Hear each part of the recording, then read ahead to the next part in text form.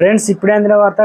కన్నీరు పెట్టిన కాంగ్రెస్ ఎమ్మెల్యే, నాయకులకు షాక్ అంటూ వార్తలు అయితే వస్తున్నాయి. దీనికి సంబంధించి వివరాలు చెప్పడానికి వీడియో చేయడం జరుగుతుంది. చాలా మంది వీడియోస్ ఉన్నారు కానీ సబ్స్క్రైబ్ చేసుకోవడం మర్చిపోయినారని దయచేసి ఛానల్ సబ్స్క్రైబ్ చేసుకుని బెల్ ఐకాన్ ఆల్ మీద ట్యాప్ చేయండి. ఇటువంటి ఇంపార్టెంట్ ఇన్ఫర్మేషన్ మీ ఫోన్ నోటిఫికేషన్ వస్తుందండి. చూస్తున్నారు కానీ లైక్ చేయడం మర్చిపోయారండి. దయచేసి లైక్ చేయండి, ఇన్ఫర్మేషన్ అందరికి కూడా రీచ్ అవుతుంది. Congress working president Jaggareddy media ముందు తన వ్యక్తిగత విషయాలను బయట పెట్టుకున్నారు. గురువారం మీడియాతో మాట్లాడిన ఆయన తన జీవితం అంతా కష్టాలతో గడిచిందని వాపోయారు. తనకి అలా రాసి పెట్టిందని చెప్పుకొచ్చారు. ఉత్తమ్ ప్రెసిడెంట్గా ఉన్నప్పుడు నన్ను పిలిచి రాహుల్ సభ పెట్టాలని అడిగారు. తెలంగాణ ఉద్యమం ఉవ్వెత్తున ఉన్న సమయంలో కేసీఆర్ సొంత జిల్లాలో 1,00,000 మందితో సభ పెట్టా. హరీష్ రావు నన్ను టార్గెట్ చేసి జైల్లో వేయించారు.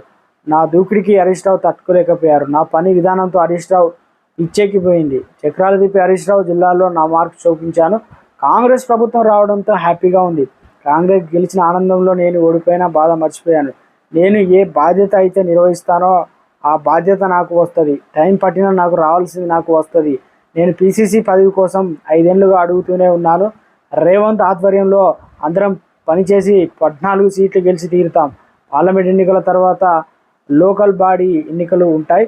రాహుల్ ప్రధాని కావడానికి తెలంగాణ నుంచి 14 మంది ఎంపీ ఇస్తామని చెప్పేసి జగ్గారెడ్డి ధీమా వ్యక్తం చేశారు. గతంలో రాహుల్ గాంధీ సభ పెట్టాలని అడిగే స్థాయిలో ఉన్నటువంటి జగ్గారెడ్డి ఓడిపోవడంతో మరోసారి తన వ్యక్తిగత అంశాలు కూడా పంచుకున్నారు. అంటే ఏడ్చినంత పని చేశారని, మొత్తానికి తనకు చాలా కష్టాలు ఇలా రాసి పెట్టి ఉన్నాయని చెప్పేసి మదనపడుతూ మొత్తానికి మీడియా ముందు ప్రజలకు తెలిసే విధంగా తన మనసులోని భావాన్ని బయటపెట్టే ప్రయత్నం చేశారు. ఇక అంటూ వార్తలు అయితే వస్తున్నాయండి.